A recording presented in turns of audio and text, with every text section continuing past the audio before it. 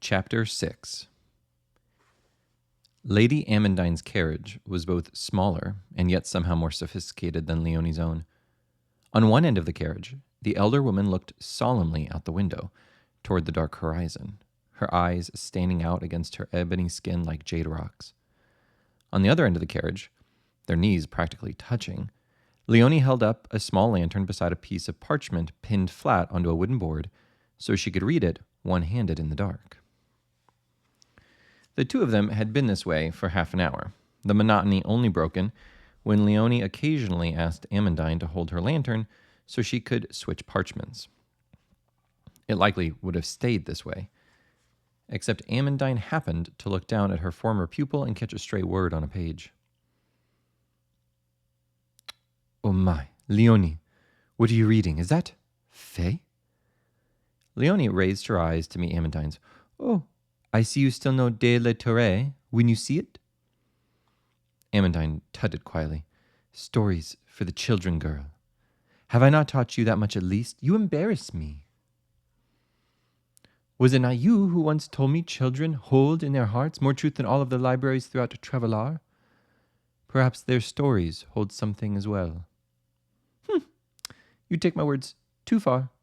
Clearly, I did not mean for you to go trampling off in search of magical items the moment you had enough liberty to do so." "Ah, now you will say that Maia is also not real? That shall put you on shaky ground with your refined theology, no? Though I hear some of the order have been moving in this direction, or were, I suppose," Leonie says. Amandine stayed silent for a long time. Leonie, for her part, had returned to her reading and scribbling the occasional note when Amandine spoke again. It startled Leonie, forcing her quill across her page in an ugly streak. "I say only that I wish magic were not real, and that more and more I believe these powers are not intended for us to meddle with." Leonie brushed aside a strand of hair, hoping she did not smudge ink along her forehead. "Our priests meddle in magic every day, Amandine. Many of us would not still be walking on this earth without their healing powers." "That is different," Amandine snapped. "It is not Maia, it is prayer." "It is semantics," Leonie said, but with a small sadness weighing down her words. "Perhaps I too wish Maia could have stayed right where it was, in stories for children and on the lips of those we thought unwell."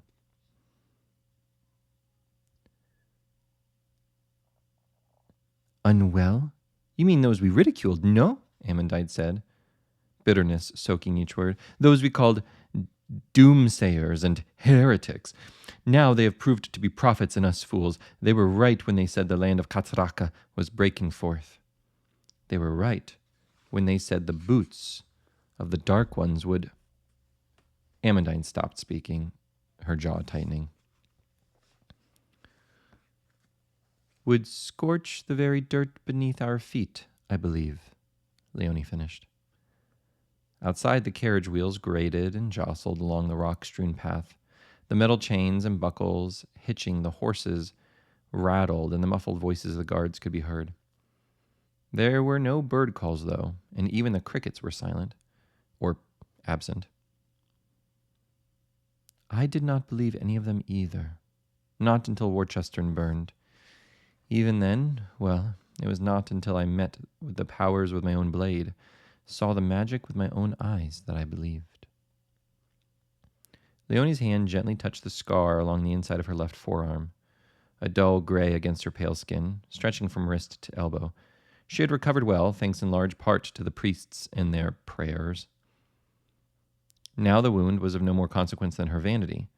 Well, her vanity and her nightmares. Oh, how often she had awoken in the middle of the night, forehead soaked in sweat, her scar burning like a hot iron.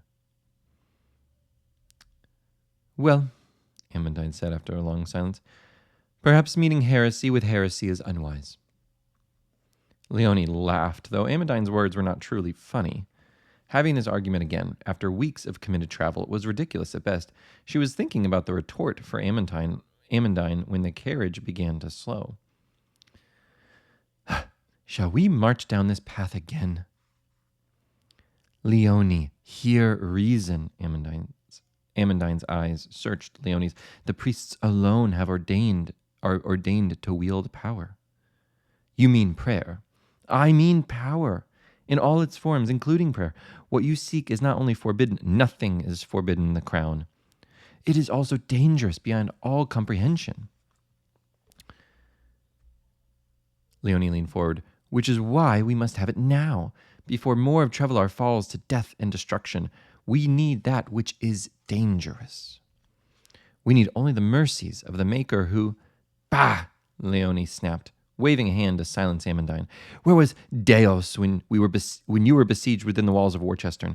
I would not be on this quest if he had deemed to intervene when—" Leonie's body swayed as the carriage came to a stop. "If we have stopped and yet have not arrived, then it is possible I shall have Captain Thibault strung up by his—" "Leonie!" Amandine chided. "You are a lady."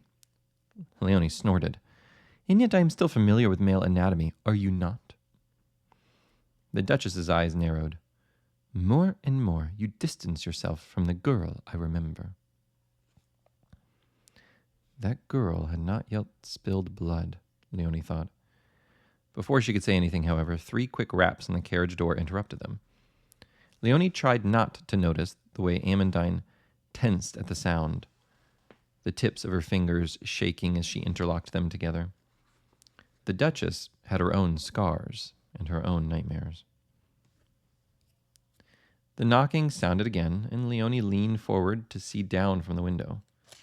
The carriage stood high off the ground, in the style of which had become so popular, and Leonie nearly had to stick her head out the window to see the guard. "Yes?" Leonie asked, eyeing the guard standing there, so intently his mustache quivered beneath her stare. "Milady," he said, "we've arrived." Arrived. Leonie let the word fill her for a long moment, moving it about in her thoughts and savoring it. She could have cried with joy. For weeks they had traveled, fleeing the capital in a frenzy after long weeks of planning and convincing, and she steadied herself. "Good. Have the captain take us in and find us rooms." The guard bowed and then marched off. As he left, Leonie leaned back, satisfaction and relief breaking through into a smile which reached her eyes. "Finally, we sleep within the walls of Spectare tonight." Amandine cocked an eyebrow and frowned as the carriage began to move again.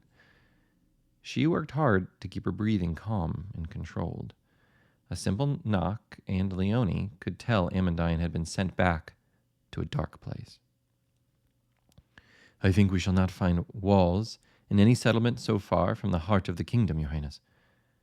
Even beds for the night may be too much to ask."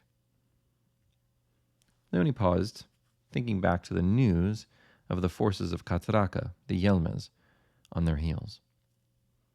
She had been hoping for defenses for her and her people when they arrived.